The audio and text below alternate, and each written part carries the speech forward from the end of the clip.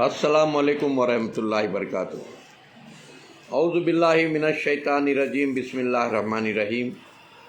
पनाह लेता हूँ मैं अल्लाह की शैतान मरदूद से बचने के लिए।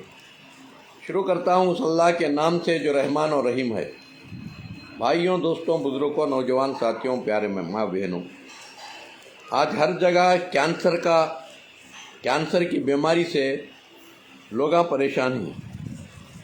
कैंसर खून गाढ़ा होने से कैंसर होता है। खून घंटियाँ हो जाता है, गड्ढे हो जाती हैं। अब खून हमेशा पतला रहना, पाक रहना, तो क्या करना, एक पाव केजी लहसुन की आधा केजी के लहसुन ले लेना। एक पाव केजी आधा केजी लहसुन लेको छिलको कूट को शहद में डाल को रख लेना। शहद में डाल को रख ले को सुबह को एक आधा चमचा, शाम को एक आधा चमचा, बच्चा को पाव चमचा। 4 दिन खिलाना, 4 दिन छुड़ा देना। 4 दिन खाना, 4 दिन छोड़ना। जिंदगी में कैंसर नहीं आता, यानी खून घट नहीं होता और खून गाढ़ा नहीं होता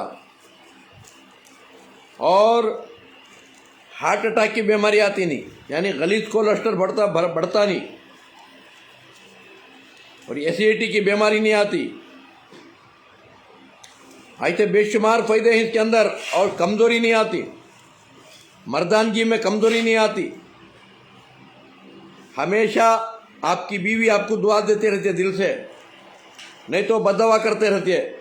माटी मिला कान तब जाकर एक्सीडेंट होकर मर गया तो अच्छा बोल को बात समझ रही। उसके वास्ते हमेशा अपने जान का ख्याल रखो। तो दोस्तों, ये लहसुन जो है ये कुदरती ग़िज़ा भी है, दवा भी है। 4 दिन खाओ, 4 दिन छोड़ो और पतला दूध पियो। एक आधा चमचा खा को पतला दूध पीना। और लौंग, हमेशा 3-4 लौंगा दूध में अच्छा उबालना। लौंग उबाल को पी लेना। याद रखो, हमेशा खून पतला और साफ रहता है और हमेशा जवामर्द बनकर इंशाअल्लाह। ऐसे जवामर्द बनने की चीज़